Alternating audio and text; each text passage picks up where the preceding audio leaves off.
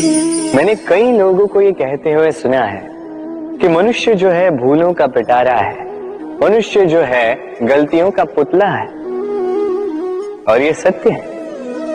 भूल भला किससे नहीं होती है, हर एक से होती है, और एक नहीं अनेक भूलें होती हैं।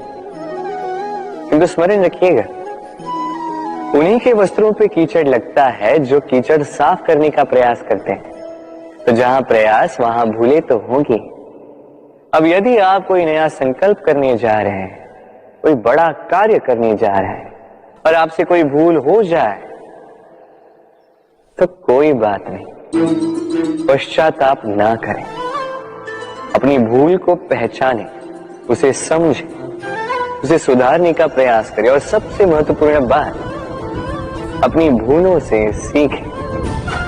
उन्हीं के हाथों से लहू बहता है जो कांटों में छिपे उस पुष्प को निकालने का प्रयास करते हैं। स्मरण रखिए, जिसने जीवन में कभी कोई भूल नहीं की, उसने जीवन में कभी कुछ नया करने का प्रयास ही नहीं किया है। ये भूल आपका सबसे बड़ा शिक्षक है, तो इससे दुखी ना होइए, पश्चाताप ना करें, इस भूल का आदर करना सीखें। फिर देखिए, आप स्वयं को जीवन में और ऊंचा पाएंगे। राधे राधे। ये वृक्ष देख रहे हैं आप, कितना हरा भरा, कितना सुंदर। इसकी शीतल छाया में सुख मिल जाता है। इसकी डालियों पर बैठे पंछी, इनकी वाणी सुनो तो थकान ही निकल जाती। किंतु क्या ये वृक्ष आरंभ से ऐसा ही था? क्या ये सदा ऐसा रहा? नहीं। प्रति वर्ष पतझड़ के निर्मम प्रहार इस पर पड़ते हैं, इसके पत्तों को सुखाते हैं, गिराते हैं, किंतु फिर भी ये वृक्ष अटल खड़ा रहता है। और फिर जब वसंत ऋतु आती है, इन्हें नया जीवन दे जाती है। इन पर पुनः नन्ही नन्ही सी कलियां खिलती हैं। इसने पतझड़ का सामना किया, इसलिए आज ये हरा भरा है। इसने पुराने पत्तों का शोक मनाने के स्थान पर परिवर्तन स्वीकार किया, इसलिए आज हमें यह सुख बांट सकता है। स्मरण रखिएगा, अत्यंत महत्वपूर्ण बात,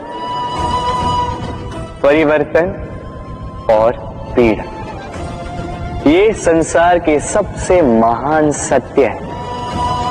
जिसने इन्हें स्वीकार कर लिया, मानो वो धन्य हो गया। राधे राधे। आइए, आप सबका स्वागत है। हमारे आसपास ऐसे कई लोग होते हैं जिनमें प्रबल वाक चातुर्य होता है, जो अपने मीठे शब्दों से सबको बांध लेते हैं और इसीलिए वो आकर्षण का केंद्र भी बन जाते हैं।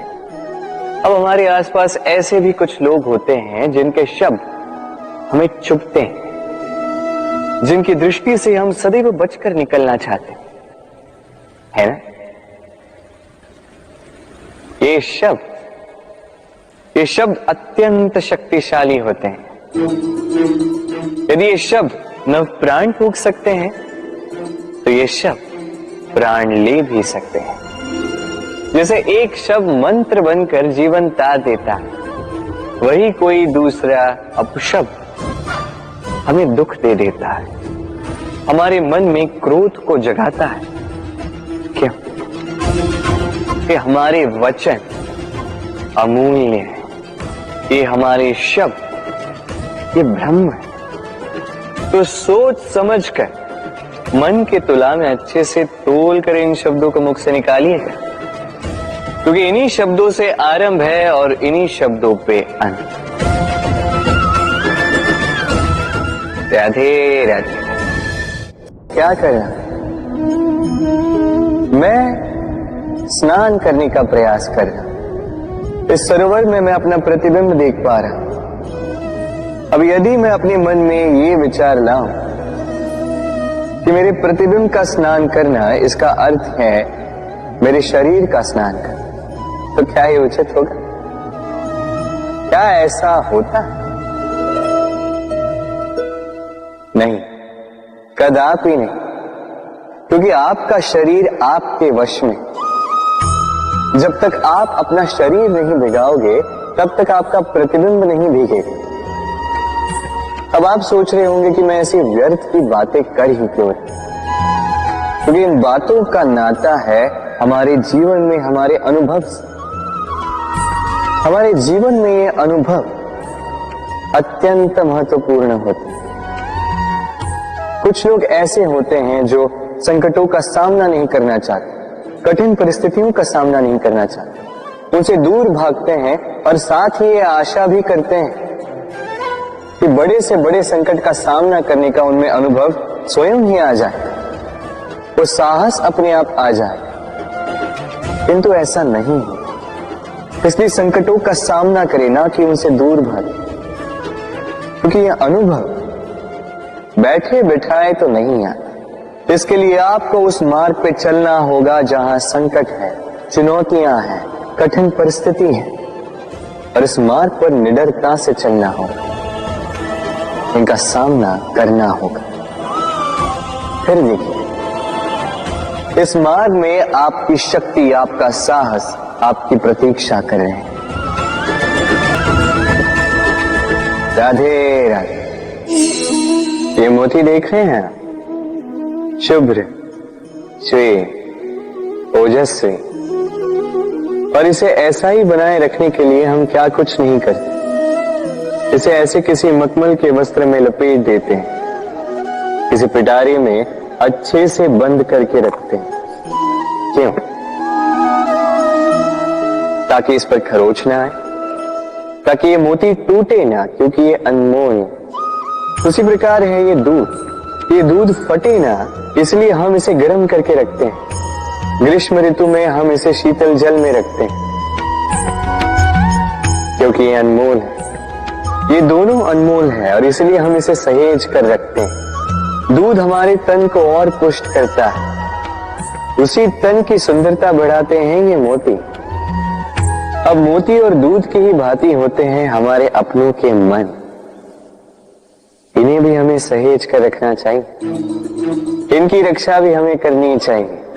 मीठे वचन, स्नेह, आदर पूर्ण व्यवहार से इन्हें सहेज कर रखें, क्योंकि जैसे एक बार यदि दूध फट जाए तो पुनः उसे ठीक नहीं किया जा सकता। एक बार यदि मोती टूट जाए तो कुछ भी कर लो उसे पुनः नहीं जोड़ा जा सकता। उसी प्रकार एक बार मन में भेद हो जाए तो उसे पुनः पूर्व स्थिति में ले जाना अत्यंत कठिन होता है। मन के मतों में भेद हो सकता है, किंतु मन में भेद नहीं होना चाहिए। इसलिए अपनों के मन सहेज कर रखें, क्योंकि ये अत्यंत अनमोल होते हैं। राधे राधे।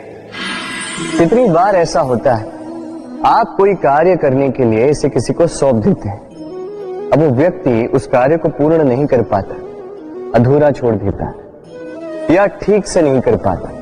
अब इस परिस्थिति में होता क्या है, आप क्रोधित हो जाते हैं, उस व्यक्ति से रुष्ट हो जाते हैं, उसे डांट लगाते हैं।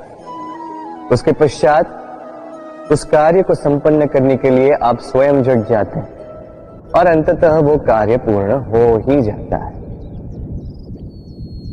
अब इसमें समस्या उस व्यक्ति के प्रयास की नहीं थी, समस्या आपने जो उस व्यक्ति के प्रति आस रखी उसकी थी।